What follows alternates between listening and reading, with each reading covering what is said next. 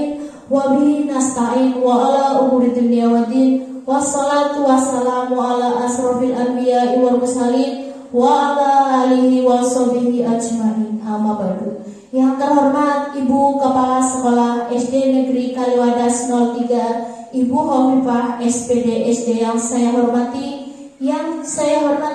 Bapak dan Ibu Guru SD Negeri Kaliwadas 03 yang berbahagia. Alhamdulillah, puji syukur kehadirat Allah Subhanahu wa Ta'ala yang telah melimpahkan segala rahmatnya, sehingga pada hari ini, di hari yang cerah ini, hari Kamis 26 Oktober 2023, kita dapat berkumpul dalam acara diseminasi budaya positif calon guru penggerak angkatan 9 yang akan disampaikan oleh saya Isya Fidiati dan rekan saya Ibu Nuri Khotimah.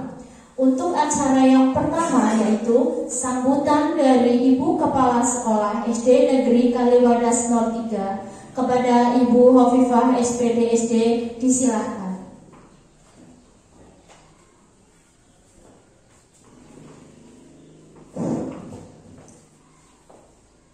Assalamualaikum warahmatullahi wabarakatuh.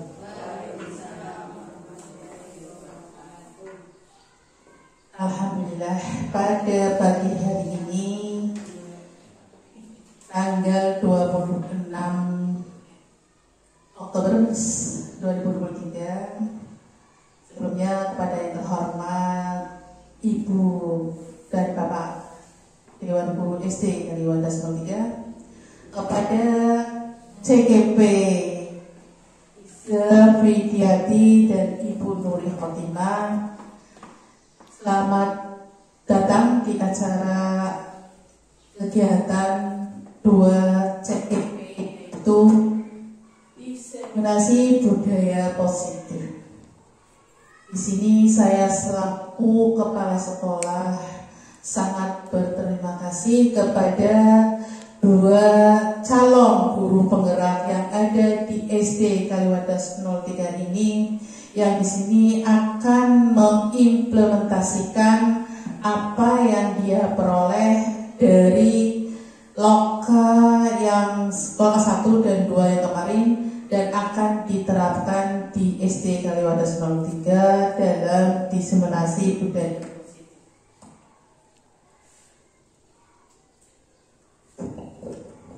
Iya, di sini dia alhamdulillah dari 2 calon CGP ini banyak sekali perubahan-perubahan positif yang dampak dari mengikuti CGP. Di antaranya untuk kelasnya, untuk peserta didik terutama sudah ada perkembangan yang sangat aktif sekali. Dari kelas 1 saya pantau sudah dengan bu guru dan muridnya saling berinteraksi mengikuti perkembangan zamannya, yaitu kurikulum merdeka. Demikian juga dampak dari kegiatan 2 CGP ini berpengaruh kepada anggota di sini anggotanya adalah guru-guru nih. Nah, dia sudah mengimplementasikan di sini, guru-guru yang lain sangat mendukung, dan alhamdulillah dari 2 CGP ini di antara guru kelas 2, 3, 4, dan 5 bisa mengikuti walaupun mereka belum CGP, tapi dengan adanya diseminasi budaya positif ini, dia akan mempraktekkan apa? Yaitu mempraktekkan kegiatan pembelajaran yang berdampak positif bagi peserta didik, karena program CGP ini sangat-sangat sekali dalam di sini adalah praktek baik. Nah, sebelum kita mulai di sini saya akan pesan pada 2 CGP ini, ayo tingkatkan. Siap Bu Nuri, Bu Iza? Siap. Ya, itu saja mungkin sambutan dari saya. Untuk materi selanjutnya mungkin kita serahkan kepada CGP, yaitu Bu Nuri dengan Bu Iza. Monggo. Dari Taufiq wal Hidayah. Wassalamualaikum warahmatullahi wabarakatuh. Terima kasih kepada Ibu Kepala Sekolah kita, Ibu Hopipah, yang telah memberikan kata-kata yang baik untuk kita, sambutan yang sangat baik dan luar biasa untuk kemajuan sekolah kita bersama.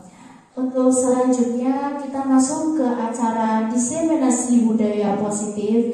Di sini saya dan Ibu Nuri akan menerapkan diseminasi positif budaya positif. Ada 7 materi yang akan kita bawakan. Yang nanti selanjutnya Ibu Nuri yang akan menerangkan dari materi 1 sampai ke 3. Kepada Ibu Nuri saya silakan.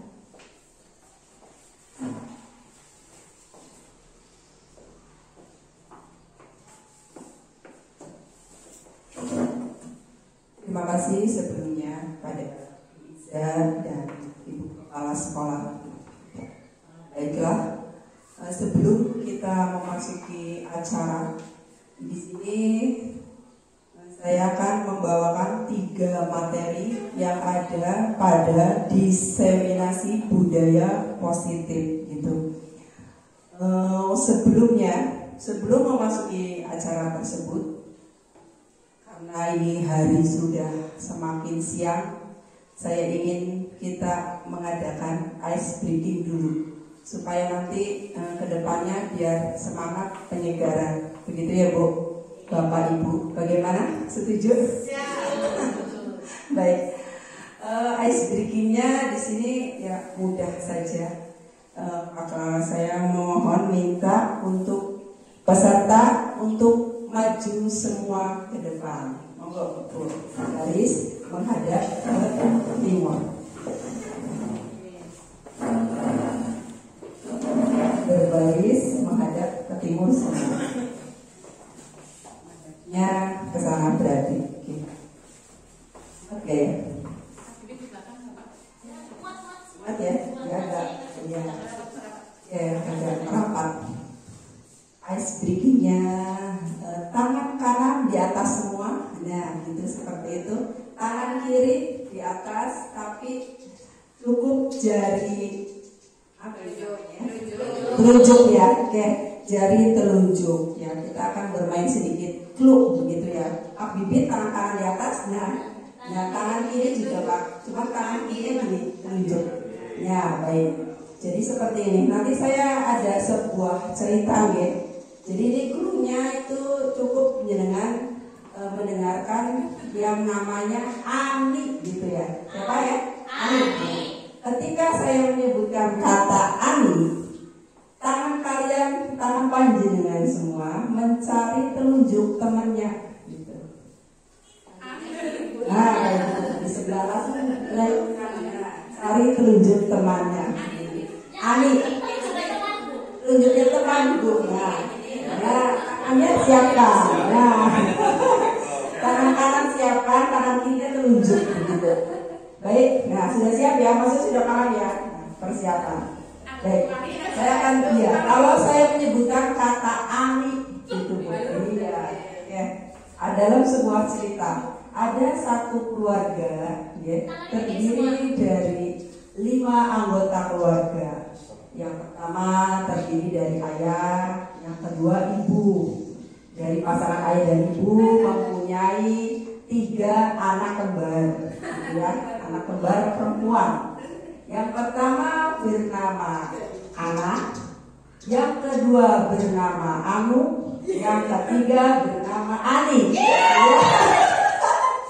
Gimana sudah dapat semua? Oke. Lepas lagi.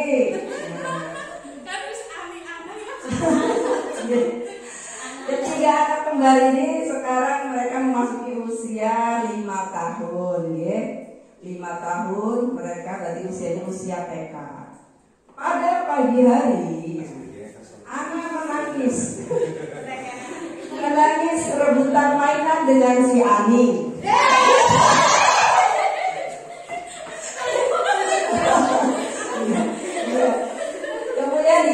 dengan Ano.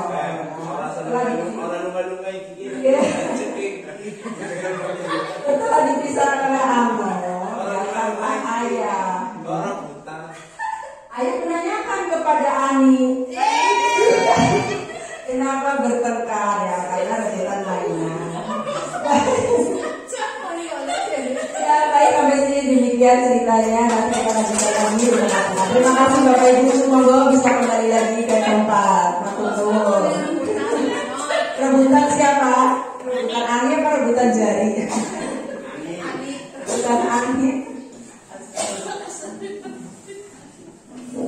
Baik Bapak Ibu semuanya, terima kasih sangat berantusias untuk mengikuti acara ini.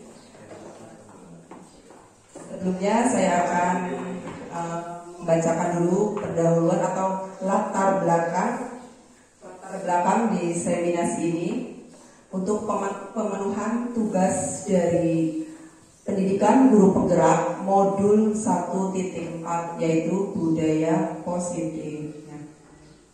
Budaya positif ini istilah yang dipaparkan ini berdasarkan pemikiran filosofis Ki Hajar Dewantoro.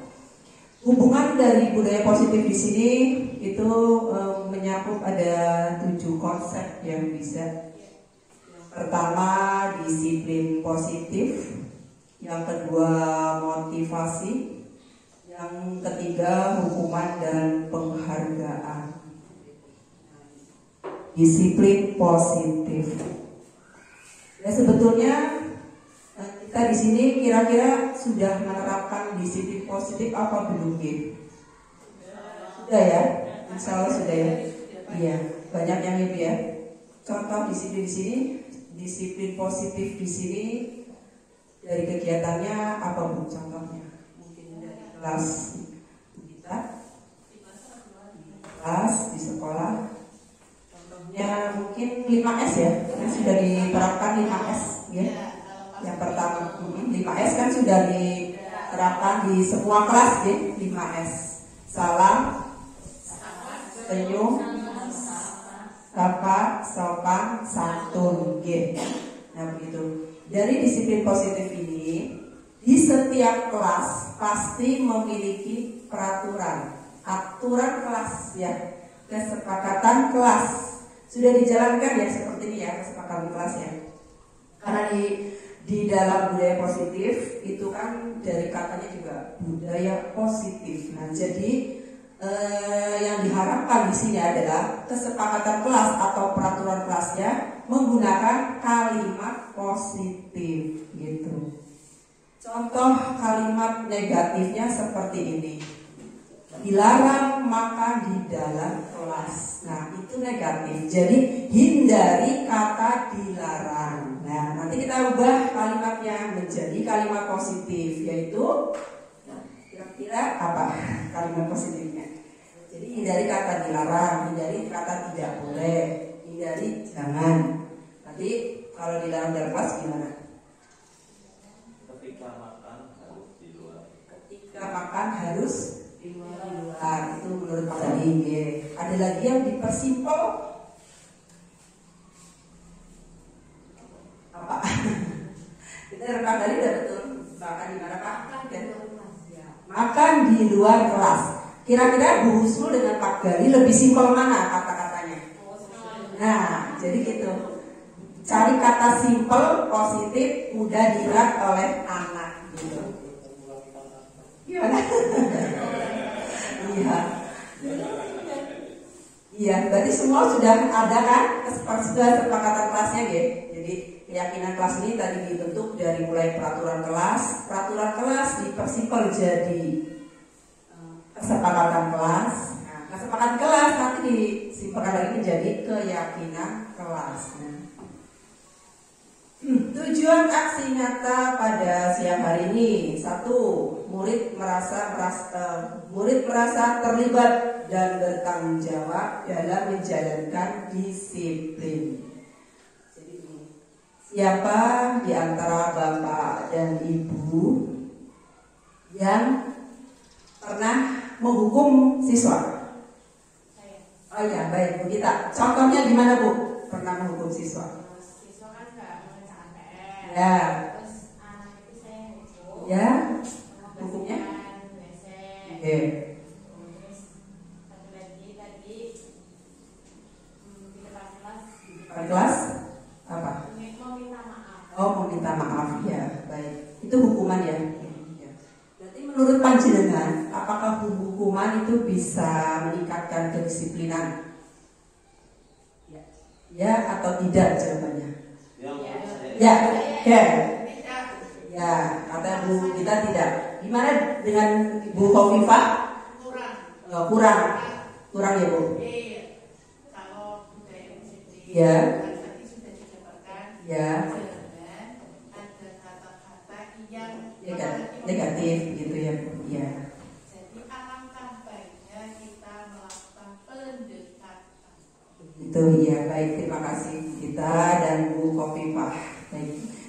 Saya rasa sebelum kita dapat masuk ke paradigma yang baru, kita semua berpendapat bahwa hukuman bisa mendisiplinkan siswa. Betul memang. Tapi di sini itu menurut Ki Hajar Dewantara itu hukuman yang bentuknya dalam bentuk apapun itu tidak diperkenankan gitu. Maka disiplin hukuman itu nanti diganti menjadi keyakinan seperti itu, keyakinan terhadap diri sendiri. Tujuan yang kedua, murid merasakan proses menciptakan kondisi untuk memperbaiki. Oh ya, bagaimana Pak Gali ini? Contoh?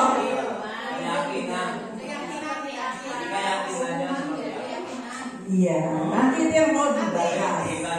Oke, siap. Nanti saya kasih contoh yang tabel. Iya. Oh.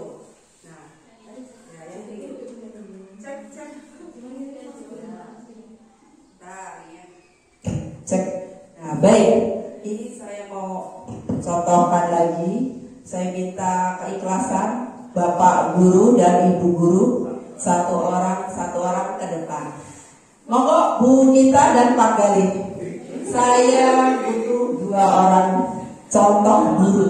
Katanya juga kita contoh. Ayo saya contohkan, monggo silakan maju ke depan. Silakan maju. Ya enggak kok. Tenang saja. Gali, monggo Pak Gali. Pak Gali monggo di sini boleh. Nah, lihat ya di sini. Ini Bu Gita, tangan kanannya ada Bu.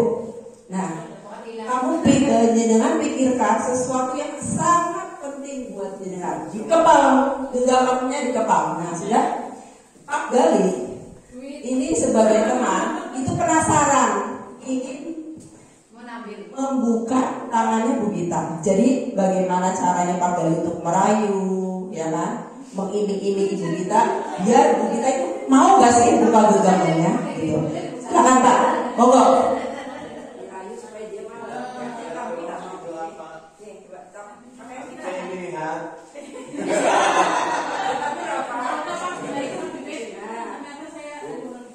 Lihat itu dong isinya apaan?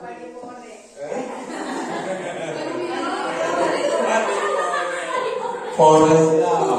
Pak Gali merayu dengan rayuan apa saja Pak? Ini apa supaya mau? Ya. Nanti kalau saya buka, saya kasih deh. Saya takdir. Ada mirim. Boleh ya. Aku pengen tahu itu isinya apa. Kenapa sih mau dibuka? Karena ini sangat berharga. Oh, berharga. Emang saya bukan teman berharga bagi kamu.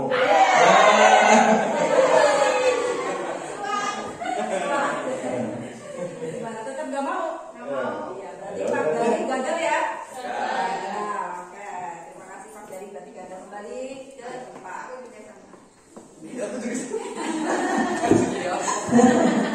Baik, terima kasih. Saya lanjutkan. Tadi sudah kita praktekkan antara Bu Gita dan Pak Gali. Ini yang saya mau bahas yaitu perubahan paradigma. Nah, dari ilustrasi yang dibawakan Pak Gali dan Bu Gita, itu sebenarnya ilustrasi antara guru dengan murid sebetulnya, Pak. Bagaimana guru ini mengatur murid, ya kan? Mengatur murid, menginginkan murid yang seperti gurunya inginkan. Sebetulnya berarti itu bagaimana? Kalau guru ingin mengatur muridnya, kamu harus begini, kamu harus begitu. Sebetulnya itu hanya ilusi belaka. Jadi yang hanya bisa mengontrol keinginan kita, mengontrol diri kita sendiri adalah ya motivasi yang ada di dalam diri kita sendiri. Nah, ketika tadi Bu Gita dirayu Pak Gali suruh membuka kepalan tangan, nggak mau kan? Tetap tidak mau. Berarti yang timbul adalah motivasi intrinsik. Tapi manakala Pak Gali rayuannya semakin tinggi menggunakan mobil misalkan, itu bisa jadi tergoyah kan nggak? Masih goyah. Nah, kalau misalkan Bu Gita mau membuka, nah itu berarti yang timbul motivasi ekstrinsik, berada di luar diri, gitu. Begitu ya Bapak Ibu, maksudnya seperti itu. Bisa dipahami ya? Belum? Oh belum ya, yang mana Bapak Ibu? Oke, supaya mengerti baik dibuka ya ke pertanyaan bisa ya Mas Kosong. Yakinnya dipaksa. Nah, kita lihat ini ada tabel. Nah, ini saya mau nanya hukuman atau konsekuensi. Kita udah pegang pulpen ya? Oke, baik. Pertanyaan pertama, tindakan dari seorang guru seperti ini. Membersihkan coretan yang dibuatnya di meja tulis. Hukuman atau konsekuensi? Konsekuensi, catat kita konsekuensi. Satu konsekuensi. Yang kedua, murid diminta untuk push up 15 kali karena tidak menggunakan masker ke sekolah. Hukuman atau konsekuensi? Hukuman ya, tulis kita nanti kita samakan. Yang ketiga, menggantikan kertas tugas teman yang telah dicoret-coret. Konsekuensi, baik. Ini udah pintar semuanya. Berjemur di lapangan basket pukul 12 siang karena mengobrol. Cuma ya, tulis dulu. Tadi biasa. Bagaimana Pak Gali? Apa? Berjemur di lapangan basket. Hukuman. Kata Pak Gali hukuman. Sudah dicatat ya? Ya, berikutnya, murid diminta bertelanjang kaki sepanjang hari karena tidak menggunakan sepatu warna hitam sesuai peraturan sekolah. Konsekuensi atau hukuman? Hukuman katanya. Hukuman? Ya, tulis kita hukuman. Kemudian berdiri di depan kelas sambil mengangkat satu kaki karena tidak bisa menjawab pertanyaan. Hukuman. Oke. Yang terakhir, membersihkan tumpahan air di meja tulis karena tersenggol pada saat belajar. Konsekuensi, oke, sepertinya sudah pintar semua ya. Baik, mari kita cocokkan pada tabel berikutnya. Nah, ini bagaimana Bu Gita? Cocok semua kan? Betul. Betul semua? Ya. Betul. Iya betul semua, oke baik.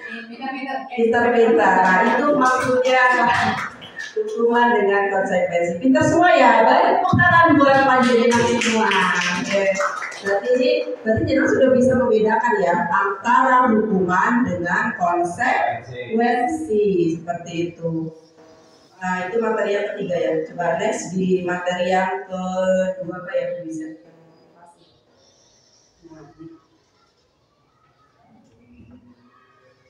Oke. Yang kedua ini materi yang kedua itu motivasi perilaku manusia. Mari kita tanyakan pada diri kita sendiri, bagaimana kita berperilaku, mengapa kita melakukan segala sesuatu. Jadi kita yang seperti tadi Bu kita contohkan tadi di depan, ya. Bagaimana kita menanyakan ke diri kita, bagaimana kita berperilaku, mengapa kita melakukan segala sesuatu. Contohnya seperti ini tadi Pak Gali minta contoh ya Pak. Ya. Saya contohkan ya Pak. Oh begitu juga. Pak Gali datang ke sekolah jam berapa Pak? Jam 7. Jam 7 pas? Ya. Ada kurang, ada lebih. Nah, sekarang pertanyaannya, mengapa jenengan harus datang jam 7 Pak? Peraturan. Karena apa Pak? Karena peraturan. Yang lain, Bu Gita, ketika datang ke sekolah itu jenengan itu kira-kira motivasinya bagaimana datang ke sekolah di sini? Kewajiban. Oke. Kalau di sini kewajiban. Pak Bibit kedisiplinan. Ya. Ayo beda. Malu sama disiplin. Ya. Ada lagi nggak? Ada lagi? Yang beda. Itu contoh satu ya. Contoh duanya, mengapa kita menjalankan motor menggunakan helm? Coba. Jawabannya seperti apa? Jaga keselamatan. Pak Bibit, kira-kira melindungi kepala, ya, supaya tidak ditilang. Pakai helm naik motor biar apa? Peraturan. Bu Pipa? Keselamatan baik. SOP. Ayo sok. Oke, standar operasional. Iya. Nah, dari dua contoh tadi, pertama contoh yang dulu datang ya.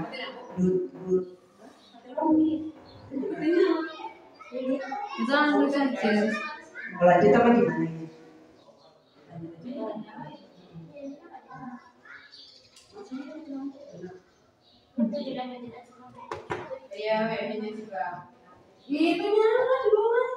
Oh, baru saja nyala.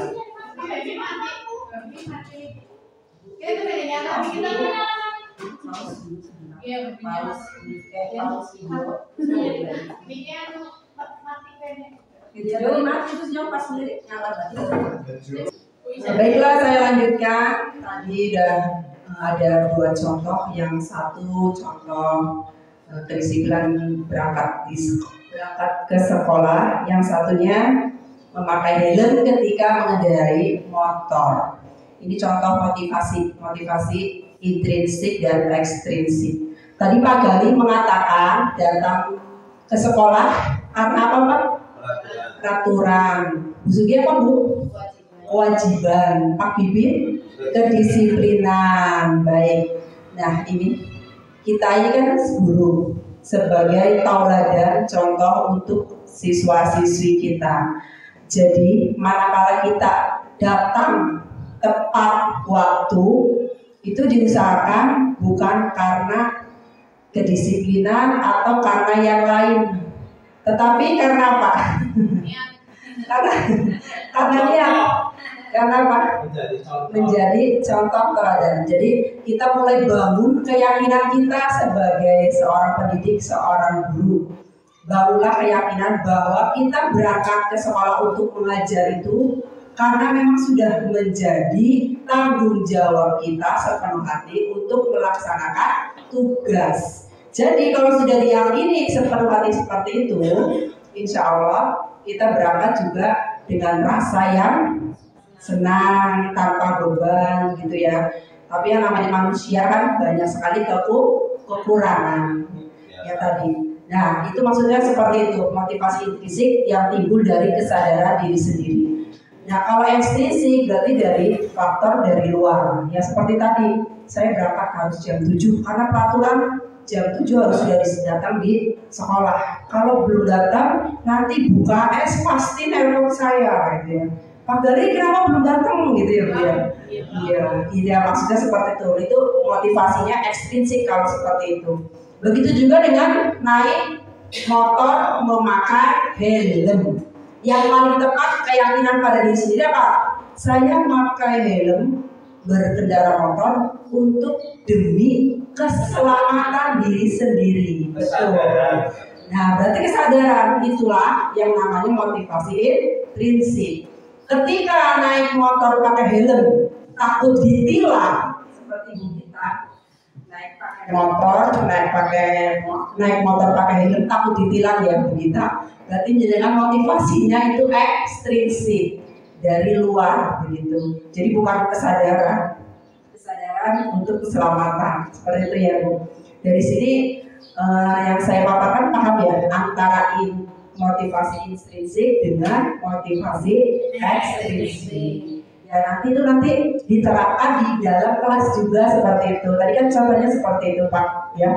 Kalau di kelas diambil dari kesepakatan kelas, datang tepat waktu. Nah, nanti keyakinan kelasnya adalah kedisiplinan, berarti keyakinannya satu kata, peraturan kesepakatan kelasnya datang tepat waktu.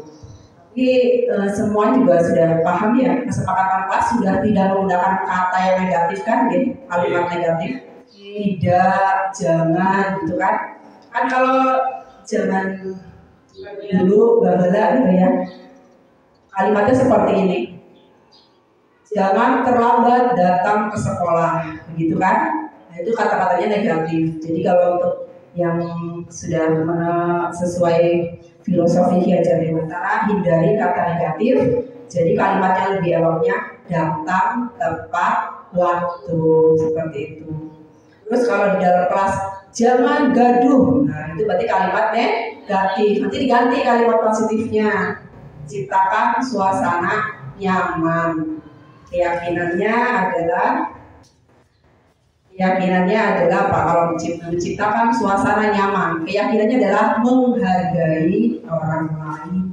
Gitu kan, kalau gaduh berarti dia tidak menghargai orang lain, mengganggu kenyamanan. Nah, jadi keyakinannya adalah menghargai orang lain, seperti itu. Bisa. Ini sudah 3 materi yang saya sampaikan. Yang pertama tadi disiplin positif, yang kedua motivasi intrinsik dan ekstrinsik, yang ketiga adalah hukuman dan penghargaan. Kayaknya satu lagi saya belum menjelaskan yang penghargaan, ya. Disiplin, ya ribet ya. Disiplin melalui penghargaan. Pasti banyak yang melakukannya. Saya sendiri juga sering melakukannya, ya kan?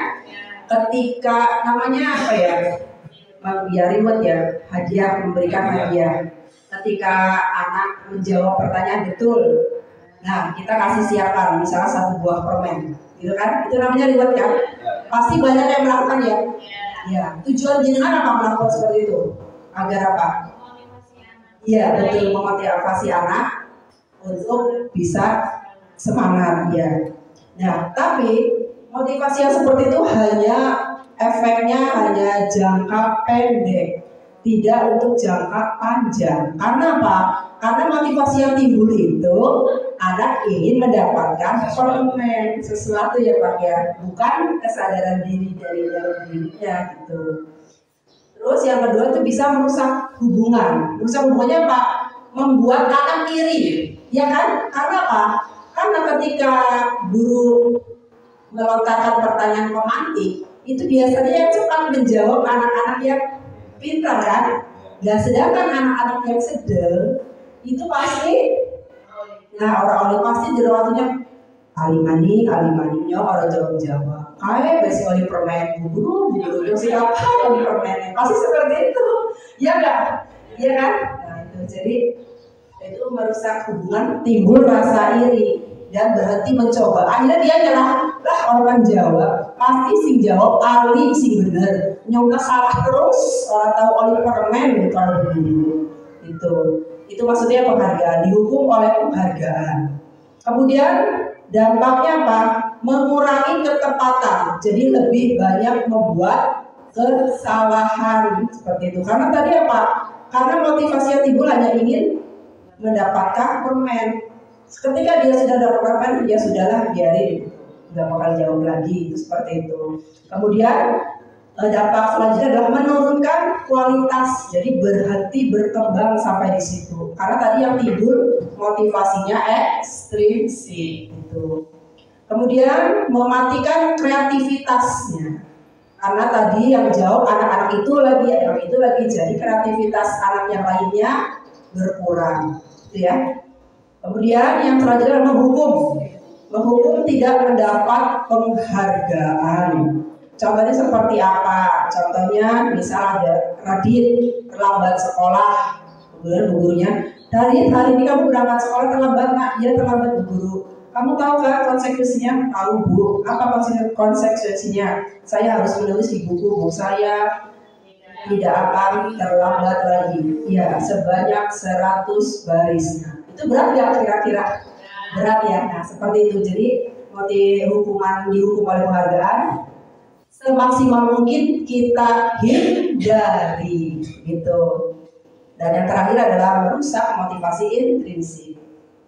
Demikian materi 1 sampai 3 sudah saya paparkan. Nanti ada materi 4 sampai 7 yang akan dipaparkan oleh rekan saya CGP Angkatan 9 juga, yaitu Bu Iza Fidyati.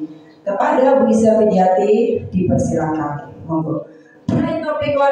Assalamualaikum warahmatullahi wabarakatuh. Bapak Ibu, setelah tadi rekan saya Ibu Nur Hatimah telah menyampaikan 3 materi dari budaya positif, kali ini saya akan menerangkan materi yang keempat, yaitu tentang keyakinan kelas. Nyambung dari tadi Ibu Nur, yaitu keyakinan kelas itu dibuat oleh guru dan siswa secara bersama-sama. Tentu di kelas Bapak Ibu semua sudah membuat berupa kesepakatan kelas. Dari keyakinan itu akan timbul kesepakatan kelas. Kesepakatan kelas yang dimiliki oleh Bapak Ibu semua, tentu kesepakatan itu berdasarkan murid-murid panjenengan yang ada di kelas. Contoh keyakinan kelas 5. Di sini saya kasih contoh untuk keyakinan kelas 5, yaitu selalu bersikap positif, senantiasa menjadi diri terbaik, serta percaya dan menghormati orang lain, serta barang miliknya. Yang keempat, berkomitmen terhadap setiap tugas. Terakhir, senantiasa membantu Bapak Ibu, nanti saya contohkan. Ini adalah contoh dari keyakinan kelas yang sudah saya nggak muncul sih ya.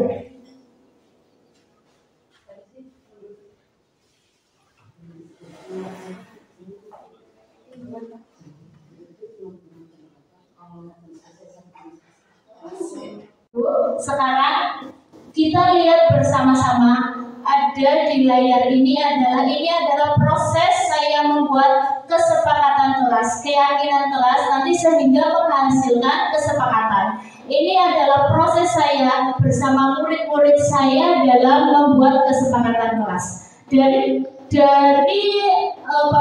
anak-anak yang menuliskan, dari anak-anak itu menuliskan keinginan mereka seperti apa, kemudian muncul kesepakatan kelas 6 SDN Kaliwadas 03 yang pertama, tepat waktu masuk dan keluar kelas. Kedua, budaya 5S, senyum, sapa, salam, sopan, dan santun. Yang ketiga, menjaga kelas tetap bersih dan rapi. 4, membudayakan kata tolong, maaf, dan terima kasih. Yang kelima, mendengarkan orang lain saat berbicara. 6, saling mengingatkan dalam kebaikan. Ketujuh, mengerjakan tugas dengan penuh rasa tanggung jawab. Yang kedelapan, aktif dan percaya diri menyampaikan pendapat. Dari kesepakatan kelas itu muncul sehingga anak itu tidak akan melakukan kesalahannya. Mereka akan ingat hal yang apa saja kesepakatan kelas yang sudah dibuat oleh mereka dan saya, sehingga mereka tidak akan melakukan kesalahan karena mereka sudah meyakini apa yang mereka perbuat itu tidak benar, tidak baik. Mereka akan ingat ini kesepakatan kelas. Tentu di kelas Bapak Ibu saya yakin sudah ada kesepakatan kelas. Kesepakatan kelas tentu berbeda dengan peraturan atau tata tertib. Sesuatu yang dibutuhkan oleh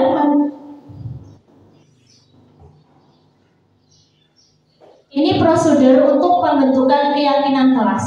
Yang pertama, mempersilahkan warga sekolah atau murid-murid di sekolah kelas untuk bercurah pendapat tentang peraturan-peraturan yang perlu disepakati di kelas maupun di sekolah.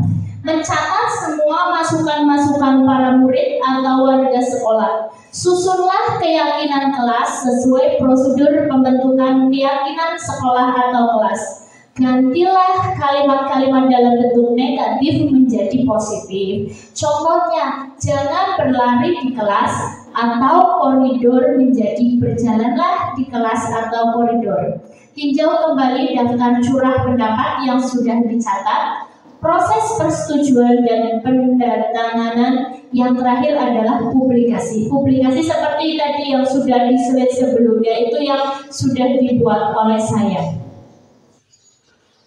Ini contoh-contoh keyakinan dari kelas 1 dan ada dari kelas 5. Melanjut ke materi yang kelima, yaitu kebutuhan dasar manusia. Setiap orang pasti membutuhkan, apalagi di sini kebutuhan dasar. Tentu kebutuhan setiap orang itu berbeda. Nah, kita akan belajar 5 kebutuhan dasar manusia di sini yang sudah saya terima dalam materi pendidikan program guru penggerak. Yang pertama adalah penguasaan, kasih sayang, bertahan hidup, kesenangan, dan kebebasan. Marilah kita belajar satu-satu tentang apa isi dari kebutuhan dasar manusia. Yang pertama yaitu penguasaan, kasih sayang, dan rasa terima untuk bertahan hidup, kesenangan, dan kebebasan. Tentu itu semua adalah kebutuhan dasar manusia yang sudah mendasari manusia untuk itu semua, untuk melaksanakan kebutuhan dasar manusia. Lanjut ke materi yang keenam, yaitu posisi kontrol guru. Ada 5 posisi kontrol guru. Yang pertama adalah menghukum, penghukum. Yang kedua, pembuat rasa bersalah. Yang kelima, sebagai teman. Keempat itu pemantau, serta kelima itu manajer. Yang pertama, posisi kontrol guru sebagai penghukum. Di situ posisi penghukum itu biasanya sering dengan kata-kata yang sedikit kasar, kemudian kata-kata itu bisa berupa verbal ya, dan kata verbal maupun fisik. Contohnya, patuhilah aturan saya, atau awas jangan dilarang, itu merupakan posisi kontrol sebagai penghukum. Yang kedua, membuat rasa bersalah, hampir sama dengan penghukum, namun membuat rasa bersalah itu sedikit agak ini ya, bahasanya agak lembut sedikit. Biasanya di sini guru akan bersuara lebih lembut. Ibu sangat kecewa sekali dengan kamu. Berapa kali Bapak harus memberitahu kamu ya? Itu sebagai posisi kontrol guru. Kemudian ada posisi kontrol teman. Guru pada posisi ini tidak akan menyakiti murid, namun akan tetap berupaya mengontrol murid melalui persuasi. Ayo bantulah demi Bapak ya. Ayo kita tidak bantuan Bapak. Ayo kita ingat tidak bantuan Bapak selamat ini. Itu adalah posisi kontrol sebagai teman. Kemudian posisi kontrol yang keempat yaitu sebagai pemantau. Artinya sebagai pemantau, guru di sini yaitu mengawasi, mengontrol anak-anak didiknya mereka berdasarkan peraturan-peraturan yang sudah ada serta konsekuensinya. Peraturan seperti apa? Apa yang sudah kamu lakukan? Sanksi dan konsekuensinya itu seperti apa? Itu posisi guru sebagai pemantau. Yang terakhir adalah posisi manajer. Di posisi manajer ini, seorang guru menurut saya itu posisi yang sangat baik, yang sangat dari posisi-posisi yang keempat itu. Di sini posisi manajer itu posisi yang sangat baik karena di situ sebagai seorang guru bersama-sama dengan muridnya itu mempertanggungjawabkan perilakunya, kemudian mencari solusi bagaimana atas kejadian-kejadian. Di situ posisi manajer itu berarti contohnya seperti ini. apa yang sudah kita yakini, kembali lagi ke keyakinan kelas yang tadi yang sudah disepakati bersama. Rencana apa untuk kamu memperbaiki hal ini? Kalau di posisi manajer itu, seorang guru akan menentukan solusi terbaik untuk anak didiknya. Dari materi posisi kontrol ini, dari 5 posisi kontrol ini, Bapak Ibu ada yang ingin ditanyakan? Yang pertama tadi sebagai penghukum. Jadi guru itu belum tahu mereka itu salah atau tidak, tetapi guru itu langsung mengejudge atau menghukum anak tersebut dengan fisik ataupun dengan kata-kata. Yang kedua, sebagai pembuat rasa bersalah. Kamu seperti itu terus, kamu lagi-lagi seperti itu merupakan posisi kontrol seorang guru sebagai guru dalam posisi membuat rasa bersalah. Yang ketiga adalah posisi sebagai teman. Jadi di situ sebagai teman, guru menjadi seorang yang guru itu sebagai rasa ingin berteman dengan muridnya. Yang kelima pemantau itu mengawasi, dan yang kelima itu manajer itu artinya guru memberikan solusi serta mempersilahkan murid itu mempertanggungjawabkannya. Dari posisi 5 kontrol tersebut, Bapak Ibu ada yang ingin ditanyakan? Saya Bu, Ya, monggo. untuk 5 posisi kontrol guru ini, biasanya itu kita pakainya posisi yang penghukum dan pembuat rasa bersalah. Ya, Kan? ya. Contohnya tadi Tidak mengerjakan PR, misalkan. menulis, Ya, tidak akan melakukannya lagi. Itu kan berarti posisi kita sebagai penghukum. berarti sekarang kita berada di posisi apa Bu yang paling baik? Yang paling baik, yang dari posisi kelima ini, tentu kita sebagai guru harusnya kita berada di posisi manajer. Apabila anak yang tidak berbuat salah, ya tadi misalkan tidak mengerjakan PR, tidak memakai seragam dengan benar pada waktu itu, kita harus tahu dulu. Kita lihat di keyakinan kelas yang tadi apa saja kita lihat. Kemudian seorang guru dalam posisi manajer adalah menanyakan kepada murid dan mencari solusi terbaik. Ya, begitu. Ada lagi yang ingin bertanya? Cukup? Baik, selanjutnya pada materi yang terakhir, yaitu materi yang ke-7. Yang ke-7 itu segitiga restitusi. Sebelum masuk ke materi ke-7, ini ya tadi saya sudah jelaskan di sini, yaitu posisi ideal seorang guru. Posisi di mana guru berbuat sesuatu bersama dengan murid, mempersilahkan murid mempertanggungjawabkan perilakunya, mendukung murid agar dapat menemukan solusi atas permasalahannya sendiri. Posisi manajer mengacu pada restitusi. Restitusi ini yang akan kita bahas pada materi yang ke-7, yang dapat menjadikan murid sebagai manajer bagi dirinya sendiri sehingga tercipta identitas positif atau berhasil pada diri murid. Baik Bapak Ibu, sekarang kita masuk ke materi yang ke-7, yaitu segitiga restitusi. Biasanya segitiga restitusi ini akan memperbaiki atau mencari solusi dari setiap permasalahan yang tentu setiap hari itu selalu ada di kelas maupun di sekolah kita. Banyak sekali masalah-masalah yang sebenarnya kita sudah mencari solusi, sebenarnya kita sudah mencari solusi tersebut, namun kita belum menentukan bagaimana langkah-langkahnya untuk mencari solusi dari permasalahan tersebut. Di sini kita akan belajar, saya juga sama-sama belajar nih Bapak Ibu. Nah, segitiga restitusi. Jadi di dalam segitiga restitusi namanya segitiga. Jadi restitusi segitiga itu bentuknya seperti segitiga. Yang pertama, langkah-langkah yang pertama yaitu menstabilkan identitas. Teori kontrol, kita semua akan melakukan hal yang terbaik yang bisa kita lakukan. Yang kedua dari langkahnya itu validasi tindakan yang salah. Dan yang ketiga, menanyakan keyakinan. Kita langsung saja lihat di segitiga restitusi.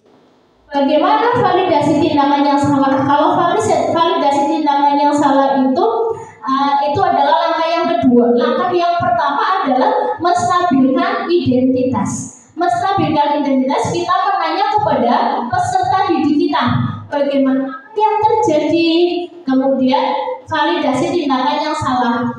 Apa yang kamu lakukan, menanyakan keyakinan apa yang sudah kita buat, kemudian rencana apa yang akan kamu lakukan.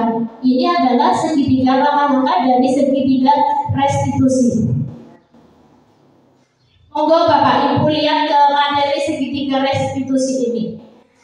Menstabilkan identitas, artinya kita tanya dulu ke anak kita yang mempunyai masalah. Pertama, kamu tentu punya alasan mengapa kamu melakukan itu.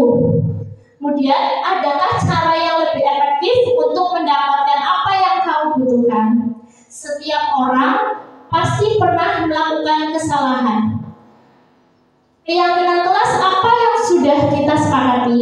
Kamu ingin menjadi orang seperti apa? Kamu bukan satu-satunya yang pernah melakukan ini.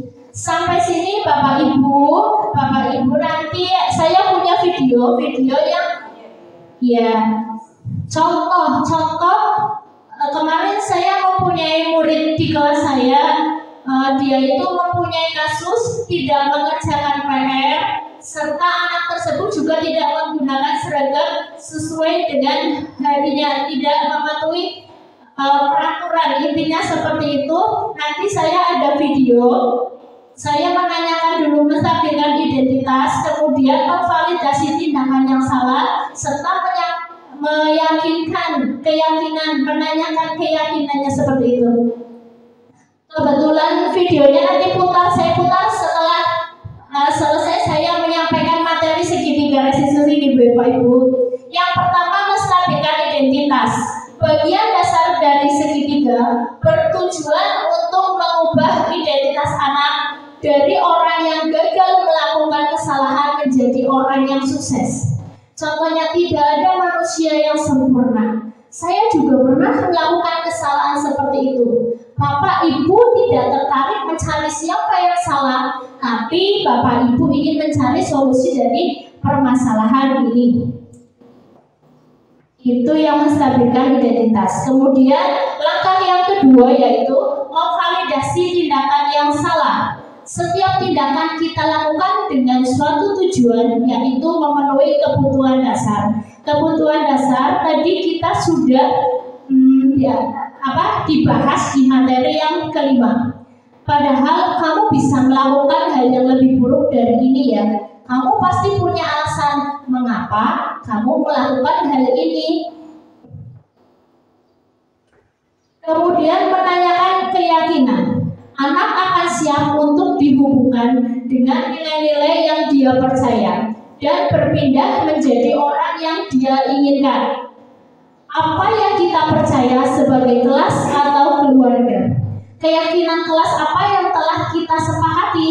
Kamu mau jadi orang seperti apa? Nah, itu adalah salah satu atau beberapa contoh dari segitiga restitusi pada langkah menanyakan keyakinan. Kita dapat menanyakan hal ini setelah kita itu menstabilkan identitas, kemudian validasi tindakan yang salah. Langkah yang ketiga yaitu menanyakan keyakinan. Kamu pengen jadi orang seperti apa? Keyakinan kelas apa yang sudah kita sepakati? Baik Bapak Ibu, dari pemaparan saya tadi dengan teman saya Ibu Nuri, Bapak Ibu ada yang ingin ditanyakan atau menyanggah, mohon umpan balik dari Bapak Ibu. Ya, monggo Bu. Ibu mau ke sini? Boleh. Kebetulan ini kemarin materi saya, jadi saya belajar. Nah, di sini tadi belum dijelaskan, nggak apa-apa ya Bu Ise ya. Itu sebenarnya sebelum ke restitusi ya, harus tahu dulu restitusi apa sih? Restitusi itu adalah kondisi di mana anak melakukan kesalahan. Nah, anak itu melakukan kesalahan kan? Nah, kita ke validasi. Jadi ini stabil. Nah, kondisi di mana anak melakukan kesalahan supaya anak yang tadi melakukan kesalahan itu kembali ke normal lagi. Nah, kita stabil. Ada anak melakukan kesalahan. Kita tanyakan balik dulu. Setelah itu kita yakinkan kenapa sih? Ada apa sih? Nah, seperti itu. Akhirnya anak kan bercerita, mungkin ya Bu ya. Nah, akhirnya kita stabil lagi. Nah, posisi anak tadi sudah ditanyakan ungkapan, dan akhirnya dia bisa berbaur lagi. Jadi intinya di sini adalah restitusi itu adalah di mana kondisi anak melakukan kesalahan, kita stabilkan lagi menjadi anak ke lingkungan yang baru, semakin menjadi kuat. Itu saja Ibu Isa. Terima kasih. Ya, monggo. Terima kasih. Kebetulan saya tadi sebelum masuk ke penjelasan ke restitusinya, terima kasih Bu Hobi saya telah menambahkan. Kita masuk ke kesimpulan nih Bapak Ibu. Kesimpulan pada pemaparan hari ini yaitu adalah budaya positif akan menimbulkan rasa aman dan nyaman pada murid dalam proses pembelajaran. Budaya positif juga mampu mendorong murid untuk mampu berpikir, bertindak, dan mencipta sebagai proses memerdekakan dirinya, sehingga murid menjadi lebih mandiri serta bertanggung jawab. Terima kasih. Hari ini saya sudah mendiseminasikan budaya positif. Bapak Ibu, baiklah, terima kasih kepada rekan saya Bu Iza telah melanjutkan pemaparan dari budaya positif di sini. Ada 7 materi sudah kami sampaikan dari awal sampai akhir. Untuk umpan balik dari Ibu Kepala Sekolah, terima kasih banyak Bu atas masukan dan penguatannya. Kepada Bapak dan Ibu Guru, kami mengucapkan banyak-banyak terima kasih atas waktunya, atas keikhlasannya untuk berada di ruang diseminasi ini. Baiklah, untuk selanjutnya kami mengaturkan banyak-banyak terima kasih atas acara ini. Mohon dimaafkan apabila banyak kekurangan dari kami berdua. Terima kasih. Baik.